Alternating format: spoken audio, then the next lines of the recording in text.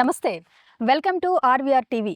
తెలంగాణ రాష్ట్ర బీజేపీ అధ్యక్షులు ఎన్ రామచంద్రరావు గారు గత ఎపిసోడ్లో పార్టీ గురించి కొన్ని విషయాలను వివరించారు.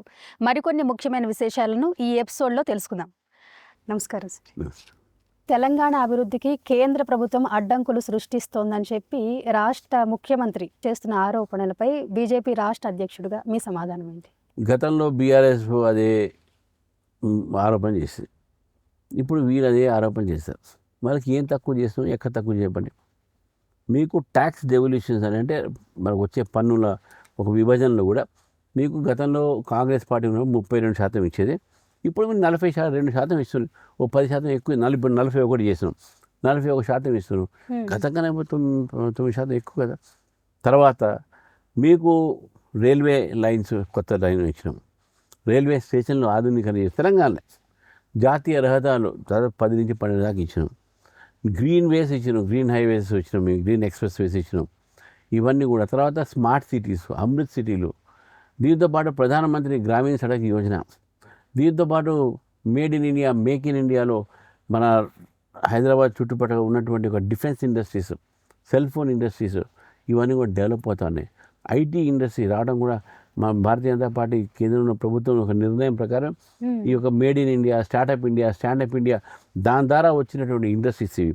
తర్వాత రామగుండం ఫర్టిలైజర్ కార్పొరేషన్ సంబంధించిన దాన్ని పునరుద్ధరించి దానిలో ప్రొడక్షన్ మేము తీసుకువచ్చినాం. ప్రధానమంత్రి ఫసల్ బీమా యోజన, దాని ద్వారా మేము ఇస్తున్నటువంటి ఒక రైతులకు ఏదైతుందో ప్రధానమంత్రి కిసాన్ సమ్మాన్ యోజన, ఈ రాష్ట్రంలో లక్షలాది మంది రైతులకు 6,000 రూపాయలు ప్రతి సంవత్సరం వారి యొక్క ఇన్వెస్ట్మెంట్ సపోర్ట్ మేము ఇస్తా ఉన్నాం. ఈ రాష్ట్రంలో ప్రధానమంత్రి ఆవాస్ యోజన కింద మీ ఇచ్చే నిధులు ఈరోజు డబుల్ బెడ్రూమ్లో గతంలో, ఈరోజు ఇందిరమ్మ ఇల్లు వాడుతూ ఉన్నారు. ఎక్కడ తక్కువ చేసినామంటే ప్రతి దాంట్లో మేము ప్రతి ఒక్క స్కీమ్లో, సెంట్రల్లీ స్పాన్సర్డ్ స్కీమ్స్ అంటే సిఎస్ఎస్, తద్వారా కూడా మేము వారికి అనేకమైనటువంటి నిధుల ద్వారా హెల్ప్ చేసినాం. ఎక్కడ కూడా కేంద్ర మీకు ఎయిమ్స్ ఇచ్చినాం, ట్రైబల్ సెంట్రల్ యూనివర్సిటీ ఇచ్చినాం. మేము మీకు ఎక్కడ ఎటువంటి ఒక హార్టికల్చర్ యూనివర్సిటీ ఇచ్చినాం, సెంట్రల్ హార్టికల్చర్ యూనివర్సిటీ ఇచ్చినాం ములుగులో. ఇవన్నీ మేము చేస్తూ ఉన్నాం. మీకు ఎక్కడ తక్కువ చేసాం. ఎయిర్పోర్ట్ అడిగారు, ఆదిలాబాద్ ఎయిర్పోర్ట్కి శాంక్షన్ ఇస్తాను, మా వరంగల్ శాంక్షన్ చేసినాం. మీకు ఏది ఎక్కడ తక్కువ చేస్తాం, మీకు ఎక్కడ ఇవ్వలేదు సార్. ఒకవైపు కాంగ్రెస్ ప్రభుత్వం రాష్ట్రాన్ని నాశనం చేస్తుందని బీజేపీ ఆరోపణలు చేస్తుంటే, మరోవైపు రాజకీయాల్లో కాంగ్రెస్ పార్టీ దూసుకెళ్తుంది సార్. కాంగ్రెస్ పార్టీ ఏం దూసుకుపోవట్లేదమ్మా, అది వాళ్ళేదో సాధిస్తుంది కదా సార్. వర్ష విజయాన్ని నేను చెప్పాను కదా, లోకల్ బాడీ ఎలక్షన్స్ కొనమాపం కాకూడదు.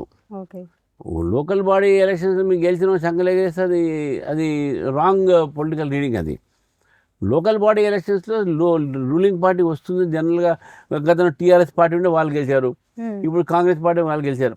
నెక్స్ట్ బీజేపీ వచ్చినప్పుడు బీజేపీ రూలింగ్ పార్టీ, అప్పుడు డెఫినెట్గా బీజేపీ స్వీప్ చేసేటప్పుడు local bodies. That is the trend in the entire country. ఎందుకు అది కూడా చెప్తానండి.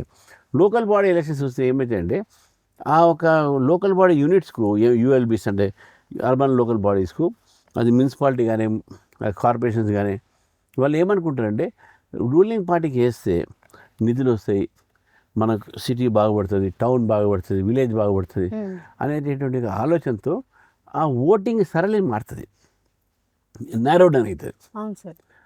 ఇష్యూస్ ఏదైతున్నాయో లోకల్ ఇష్యూస్ మీద పోతారు.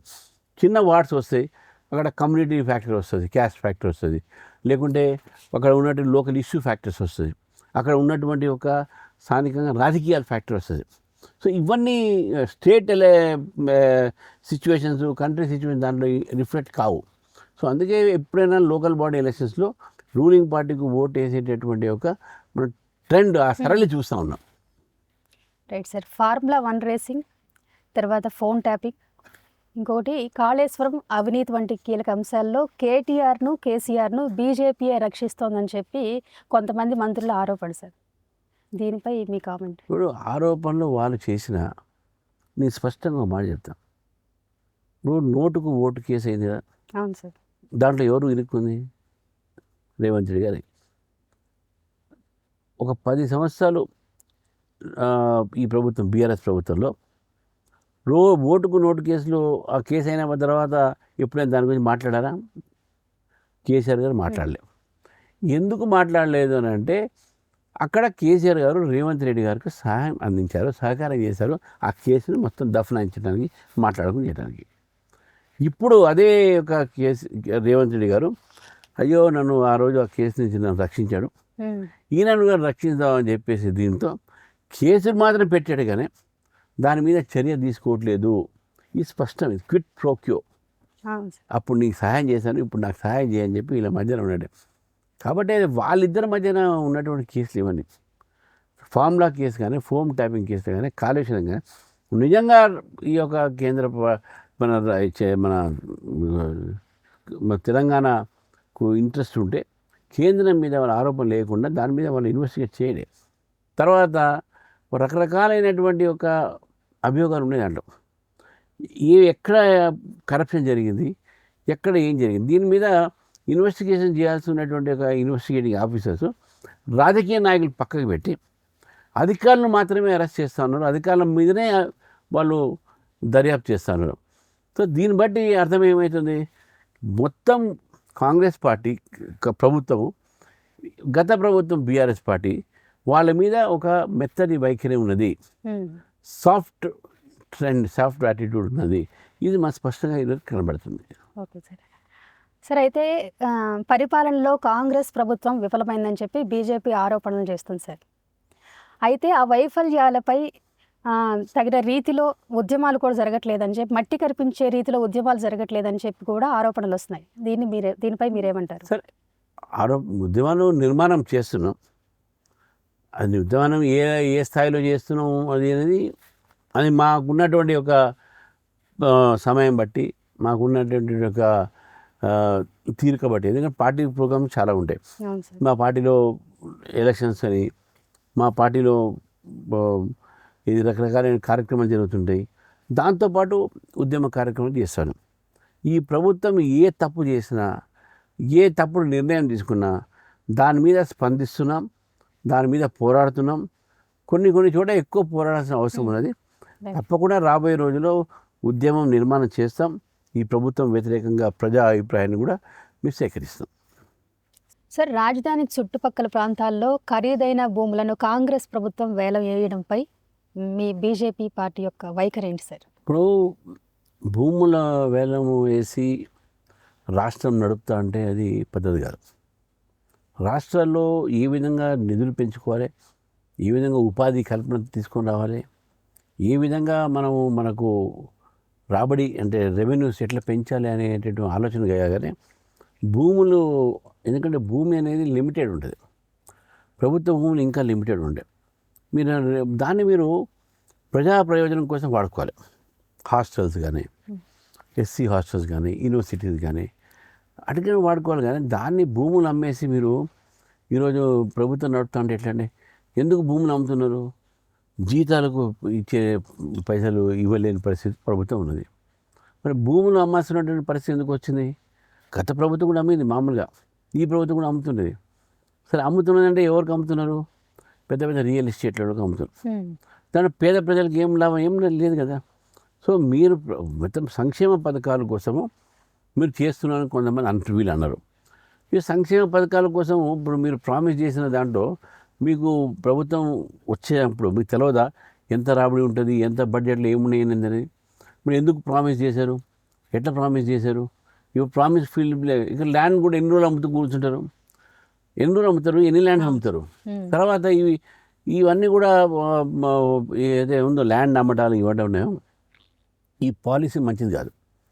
ప్రభుత్వం భూముల్లో ఒక రిజర్వ్ కింద పెట్టుకోవాలి, అవి ఒక ప్రజా ప్రయోజనం పనుల కోసం వాడుకోవాలి.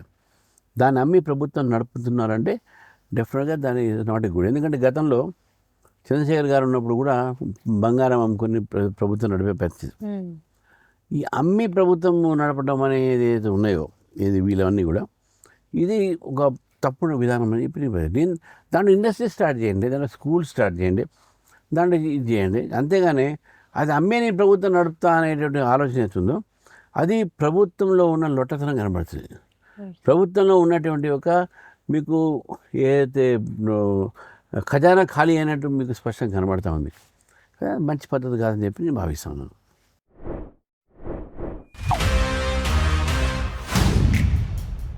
देख रहा है विनोद? मुझे ये चाहिए सिद्धा बाजी। ले लो। ठीक है, ले लेते हैं। किसी और में कोई आपत्ति? बहुत बढ़िया।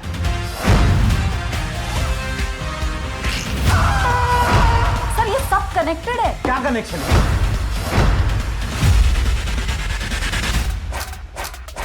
निशाना लगाया तो शिकार पक्का।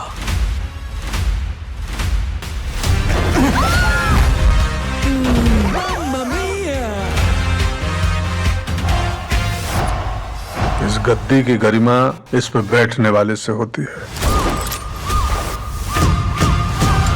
हाय, दिस इज राणा दग्गुबाटी।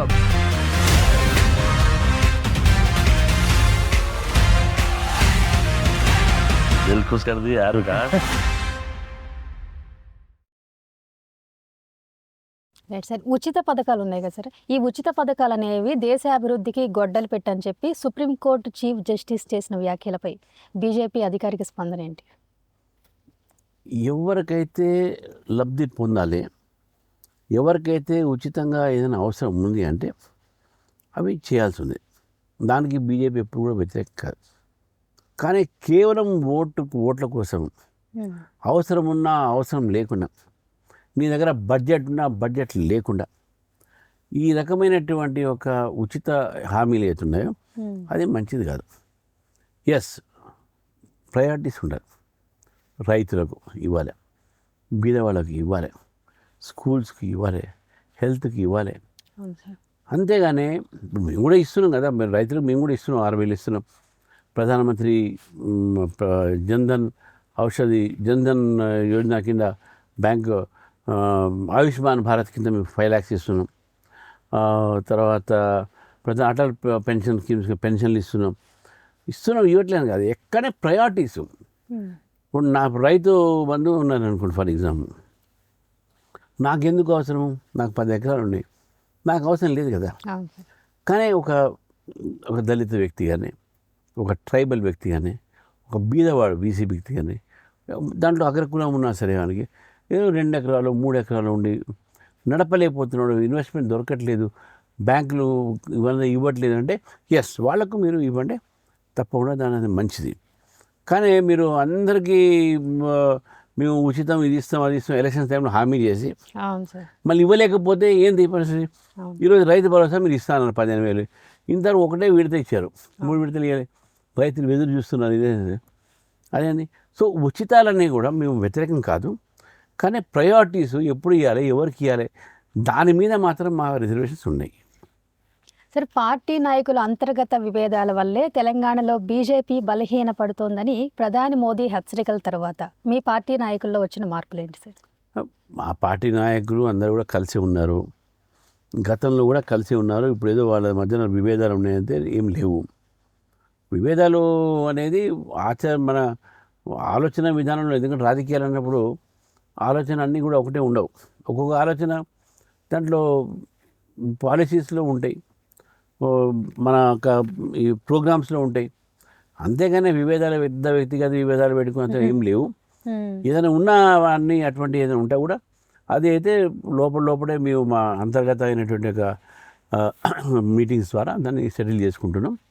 అదేం పెద్ద అంటే మా ఒక ప్రగతికి విరోధంగా, మా ప్రగతి కాకుండా అయ్యేటువంటి విభేదాలు అయితే ఏం లేవని చెప్పేసి నేను స్పష్టంగా అది కనబడతా ఉంది. ఇక్కడ అది లేదు కూడా అని చెప్పి నేను చెప్తా ఉన్నాను. సోషల్ మీడియా క్యాంపెయినింగ్ విషయంలో బీజేపీ ఎంఐఎంతో పోటీ పడలేకపోతుందన్న ప్రధాని వ్యాఖ్యల తర్వాత బీజేపీ రాష్ట్ర అధ్యక్షుడిగా మీరు ఎలాంటి చర్యలు తీసుకున్నారు? సోషల్ మీడియాలో ఆ రోజు ప్రధానమంత్రి గారు ఏం మాట్లాడారో నాకే తెలియదు, కానీ కథనాల ప్రకారం అయితే పేపర్లో వచ్చిన దాని ప్రకారం వాళ్ళు ఆ ఒక సోషల్ మీడియాను కంపారిజన్ చేశాడు, దాన్ని పోల్చాడు. నాకున్న సమాచారం ప్రకారం ఏంటంటే పోల్చడం కూడా ఏంటంటే మీరు ప్రభుత్వ కార్యక్రమాన్ని ప్రజల దాకా తీసుకుపోవాలి సోషల్ మీడియా ద్వారా, అది మీరు చేయట్లేదు, మీరు వేరే దానికి ఎక్కువ వాడుతున్నారు సోషల్ మీడియా అనేది చెప్పడం జరిగింది అనే విషయం వరకు నాకు తెలుసు. అంతేగానే మజ్లిస్ పార్టీతో పోల్చినట్టు వాళ్ళది బాగుంది మీది బాగాలేదు అనేది అన్నారా అనలేదా అనేది మనకైతే నాకు కన్ఫర్మేషన్ లేదు. అది అనకపోవచ్చు అని చెప్పి నేను భావిస్తూ ఉన్నాను.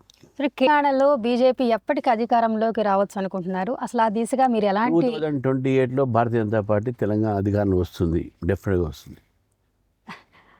ఎలా చెప్తున్నారు సార్ అలా? చెప్తున్నా, మాకు నమ్మకం ఉంది. అది మా పని, మా తీరు, ప్రజలకు ఆదరణ, మనం వచ్చేటట్టుగా రిజల్ట్ ఇవన్నీ కూడా మాకు స్పష్టంగా మాకు కనబడుతున్నాయి. ఈ రెండు పార్టీల మీద ప్రజల ఒక నమ్మకం కోల్పోయిన వాళ్ళు ఈ పార్టీల మీద. కాబట్టి బీఆర్ఎస్ పార్టీ మీద నమ్మకం లేదు, కాంగ్రెస్ పార్టీ మీద నమ్మకం లేదు. బీజేపీని ఒకసారి మనం అవకాశం ఇచ్చి చూద్దాము అనేటి ఆలోచన ప్రజల్లో వచ్చింది. డెఫినెట్గా బీజేపీని అధికారం తీసుకొస్తుంది. సార్, ఢిల్లీ లిక్కర్ స్కామ్లో కల్వకుంట్ల కవితకు కోర్టు క్లీన్ చిట్ ఇవ్వడం బీజేపీ ప్రతిష్టపై ఎలాంటి ప్రభావం చూపింది? కోర్టులో కేసు అండి, దాంతో బీజేపీకి ఏం సంబంధం ఉంటుంది? కోర్టులో కొన్ని సాంకేతికమైనటువంటి ఒక కారణాల వల్ల, ఆ సాంకేతికమైన కారణాల వల్ల వాళ్ళని డిశ్చార్జ్ చేశారు.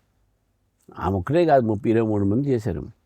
ఈరోజు ఇప్పుడు మనం కూర్చున్న సమయంలో హైకోర్టు వీళ్ళందరికీ నోటీసులు ఇచ్చింది. ఢిల్లీ కోర్టు కిందిలో ట్రయల్ కోర్టు ఇచ్చిన తీర్పుని స్టే ఇచ్చింది. స్టే ఇస్తూ వీళ్ళందరికీ నోటీస్ ఇచ్చింది. ఆ నోటీసులో కూడా పేర్కొన్నది, మీ అందరికి కోర్టులో మీకు జవాబు ఇవ్వాలి, మీ అందరూ మాకు మీ అడిగినటువంటి ప్రశ్నలకు, సిబిఐ అడిగిన ప్రశ్నకు మీరు జవాబు ఇవ్వాలి. ఇది సిబిఐ దర్యాప్తు ఏజెన్సీకి ముద్దాయిలకు సంబంధించిన కేసు. బీజేపీ ఎక్కడి నుంచి వస్తుంది? బీజేపీ ప్రతిష్ట ఏమవుతుంది? మాకే సంబంధం. కేసు పెట్టింది సిబిఐ వాళ్ళు, కేసు కంప్లైంట్ చేసింది కాంగ్రెస్ లీడర్, మేము ఇయ్యలే. కేసు పెట్టింది కాంగ్రెస్ వాళ్ళు, కేసు దర్యాప్తు చేసింది సిబిఐ, కేసు దర్యాప్తు చేసింది ఈడీ, ఛార్జ్ షీట్ ఫైల్ చేసింది సిబిఐ. కోర్టు నిర్ణయం ఇచ్చింది ఏదో, ఆ నిర్ణయం మీద సిబిఐ అప్పీల్ పోయింది. బీజేపీ ఎక్కడి నుంచి వస్తుంది మధ్యాహ్నం ఇక్కడ? అవును సరే. ఇప్పుడు సామాజిక తెలంగాణ నినాదంతో కల్వకుంట్ల కవిత పార్టీని ప్రకటించారు సార్. ఈ పార్టీ ప్రభావం రాజకీయ సమీకరణాలపై ఏ మేరకు ప్రభావం చూపించగలదంటారు? అట్లా పార్టీ పెట్టిన చాలామంది, ఏ పార్టీ పార్టీ పెట్టిన దానికి ఏమో నేను ఉన్నది అదే చెప్పండి. దానికి సమీకరణలు కానీ రాజకీయ పరిస్థితులు ఎప్పటికప్పుడే మారుతూ ఉంటాయి. రాజకీయాల్లో కొత్త కొత్త పార్టీలు వస్తుంటాయి, పార్టీలు విలీనాలు అవుతుంటాయి కొన్ని పార్టీలు. కానీ మనం ఇక పార్టీ పెట్టకముందు ఇట్లా ఉంటే అట్లా ఎందుకు చెప్తాను. అయితే ఈ సందర్భంలో కవిత ఇంకొక మాట అన్నారు సార్. అంటే తెలంగాణలో బీజేపీ తెరమరుగైపోతుందని చెప్పి కూడా ఆవిడ అన్నారు. దాని గురించి మీరు ఎలా విశ్లేషిస్తారు? ఆమె అన్నదాలని కానీ ఆమె ఒకసారి గుర్తు చేసుకోవాలి. ఒకవేళ అని ఉంటే ఆమె ఏ పార్టీ మీద ఓడిపోయిందని, ఆమె ఏ పార్టీ మీద ఓడిపోయింది? ఏ పార్టీ మీద ఓడిపోయింది? ఆమె బీజేపీ మీద ఓడిపోయింది కదా. మళ్ళీ సో ఆమె ఎట్లా అంటుంది అన్నమాట. సార్, దేశవ్యాప్తంగా ఎన్నికల నిధుల్లో 85% బీజేపీ ఖాతాలోకే వస్తున్నాయి. దీనికి కారణాలు ఏంటి సార్? ఈ ఖాతాలు ఇట్లా ఉండదు. ప్రతి పొలిటికల్ పార్టీకు ఫండింగ్ ఉంటుంది. ప్రతి పొలిటికల్ పార్టీ పబ్లిక్ ఫండింగ్ ఉంటుంది. ఎవరు కూడా నోట్ ప్రింట్ చేసుకుని పెట్టుకోరు. ఎవరి దగ్గర పోతాం, 10 మంది దగ్గర పోతాం. డెఫినెట్గా కేసీఆర్ గారు రూలింగ్ ఉన్నప్పుడు వాళ్ళ దగ్గర ఫండింగ్ ఎక్కువ ఉంటాయి. ఈరోజు రేవంత్ రెడ్డి గారు రూలింగ్ చేస్తున్నారు, రేవంత్ రెడ్డి గారు డొనేషన్లు ఎక్కువ వస్తాయి వాళ్ళ పార్టీకి. అంతేగాని మా దగ్గర అన్నీ మాకే వస్తాయి, మా ఖాతాలో పడితే ఏం లేదు. కాకపోతే మా దగ్గర పారదర్శకత ఉన్నది. మీరు 5 రూపాయలు ఇస్తే ఆ 5 రూపాయల అకౌంట్ పడితే ఉంటుంది. మాకు దొంగ డబ్బు, వెనకించే డబ్బు ఏమీ లేదు. తర్వాత మా ఖాతాలన్నీ కూడా మా కార్యకర్తల డబ్బులతో మేము నింపుతాం. మేము సమర్పితనం అంటే మా దగ్గర ఆజీవన్ సహయోగి సమర్పణ కార్యక్రమం, దీన్ దయాళ్ ఉపాధ్యాయ సమర్పణ కార్యక్రమం ఉంటుంది. దాని కింద ప్రతి కార్యకర్త ఆయనకు తోచినట్టు 100 కానీ 1000 కానీ 1,00,000 కానీ తోచినట్టు మన పార్టీకి డొనేషన్ ఇస్తాం. ఈరోజు మా పార్టీ నడిచేది ఆ డబ్బుతోనే. అంతేగాని వాళ్ళు చెప్పినట్టు వాళ్ళు ఇచ్చారు, వీళ్ళు ఇచ్చారు, అవన్నీ పొరపాటు. మా పార్టీ నడిచేది మా ఒక సొంత నిధులతో, మా పార్టీ కార్యకర్తలు. సరే ఎలక్షన్స్ అప్పుడు వాళ్ళు మనం కరెక్షన్ చేసుకుంటాం, అది వేరే మాట ఉంటుంది. కానీ బట్ డెఫినెట్గా ఏ పార్టీకి కూడా అట్లా లేదు. ఆ సిస్టము మా పార్టీలో ఉన్నది. కార్యకర్తనే పార్టీకి పోషిస్తాడు ఆజీవన సహయోగి కార్యక్రమం ద్వారా. దీన్ దయాళ్ ఉపాధ్యాయ్ సమర్పణ్ ఒక నిధి అనేటటువంటి ఒక పేరు మీద మా పార్టీ కార్యకర్తలు వాళ్ళ ఒక స్థాయి బట్టి పార్టీకి డొనేషన్ ఇస్తారు. ఆ డొనేషన్ పైసలతోనే మీ పార్టీ నడిపిస్తాం. సరే, ప్రతి ఎన్నికలప్పుడు బీజేపీ టికెట్ల పంపిణీపై ఆరోపణలు వస్తున్నాయి. అసలు ఎంపిక పారదర్శకతపై మీరు ప్రజలకు ఎలాంటి భరోసా ఇస్తారు? ప్రజలు కాదు, ముందు మా కార్యకర్తలకు మేము భరోసా ఇస్తాం. పారదర్శకత ఉంటుంది. టికెట్ ఇచ్చేటప్పుడు గెలుపు గుర్రాలకు టికెట్లు ఇస్తారు. ఎందుకంటే గెలవాలి. గెలుపు గుర్రాలు కెపాసిటీ అంటే ఆయన ఈయన ఎమ్మెల్యేనో ఎంపీఓ కాగలుగుతాడు అనేటటువంటి మాకు నమ్మకం ఉండాలి. కాబట్టి టికెట్ అడిగిన 10 మంది ఉంటారు. ఆ 10 మందిలో ఏదో క్రైటీరియా బట్టి సెలెక్ట్ చేస్తాం కదా. ఆ క్రైటీరియా ఏంది? వినేబిలిటీ ఒకటి, క్రెడిబిలిటీ ఒకటి, క్యాడర్ యాక్సెప్టబిలిటీ ఒకటి. దీని మీద ఇది పారదర్శకత ఉంటుంది. ఎక్కడ కూడా హ్యాంకీ ప్యాంక్. ఎందుకంటే కమిటీ ఉంటుంది, ఒక ఎలక్షన్ కమిటీ ఉంటుంది. రామచంద్రరావు ఒకటి నిర్ణయం చేయడు, లక్ష్మణ్ గారు ఒకటి నిర్ణయం చేయడు, కిషన్ రెడ్డి గారు ఒకటి నిర్ణయం చేయరు. మాకు కమిటీ ఉంటుంది. ఆ కమిటీ మీద మన నేషనల్ అబ్జర్వర్స్ ఉంటారు. సో కాబట్టి వాళ్ళ దగ్గర ఉన్నటువంటి ఒక సర్వే రిపోర్ట్లు అవన్నీ ముందు పెట్టుకుని టికెట్లు ఇస్తాం. కాబట్టి ఎక్కడ కూడా కార్యకర్తలకు, ప్రజలకు ఈ యొక్క టికెట్ ఇచ్చే ప్రక్రియ మీద అనుమానం రావాల్సిన అవసరం లేదు. సార్, రాబోయే ఎన్నికల్లో బీజేపీ బీఆర్ఎస్ కలిసి పోటీ చేస్తాయని చెప్పి ప్రచారం బలంగా వినిపిస్తుంది సార్. అది నిజమే అంటారా? ఇది ప్రచారం మాత్రమే, అంతే అంటారా? దాని బలం ఉందా లేదా నేను నిన్న చెప్పాను కదా మాకు పొత్తు ఉండదని చెప్పి. ఎటువంటి పొత్తు బీఆర్ఎస్ ఉండదు. మేమే సొంతంగా అధికారంలో వచ్చేటటువంటి పరిస్థితులు ఉంటే మేము వాళ్ళతో ఎందుకు పోతామండి పొత్తుగా. అయితే సార్, గ్రామీణ తెలంగాణ అభివృద్ధి దిశగా బీజేపీ దగ్గర ఉన్న ప్రత్యేక ప్రణాళికలు ఏమైనా ఉన్నాయా, లక్ష్యాలు? డెఫినెట్లీ. మొన్న మేము గ్రామ పంచాయతీ ఎలక్షన్స్ కూడా సింబల్ లేకుండా మేము పోటీ చేసినాం. 800 గెలిచినాం, 10,000 వార్డులు గెలిచినాం, 12 ఉప సర్పంచ్ గెలిచినాం. గ్రామీణ ప్రాంతంలోనే గ్రామీణ రైతుల సమస్య మీద, గ్రామీణ ప్రాంతంలో ఉన్నటువంటి పేద ప్రజల సమస్య మీద మేము పోరాడతాం. ఇప్పటివరకు అర్బన్ బేస్ పార్టీగా చెప్పుకున్నట్టు బీజేపీ ఇప్పుడు గ్రామీణ ప్రాంతాలు కూడా పెరిగింది కూడా అని భావిస్తాను. రైట్ సార్, ధన్యవాదాలు సార్. మీ సమయాన్ని మాతో కేటాయించి మా స్టూడియోకి వచ్చినందుకు. చూశారు కదా, వచ్చే ఎన్నికల్లో తెలంగాణలో అధికారం బీజేపీదేనని ఆ పార్టీ రాష్ట్ర అధ్యక్షులు ఎన్ రామచంద్రరావు ఆర్వీఆర్ టీవీ ఇంటర్వ్యూలో స్పష్టం చేశారు. ఆ దిశగా వ్యూహరచన చేస్తున్నట్టు ఆయన ఇంటర్వ్యూలో వెల్లడించారు. ఇలాంటి వీడియోస్ కోసం మా ఆర్వీఆర్ టీవీని చూస్తూనే ఉండండి. లైక్ చేయండి, షేర్ చేయండి, సబ్స్క్రైబ్ చేయండి.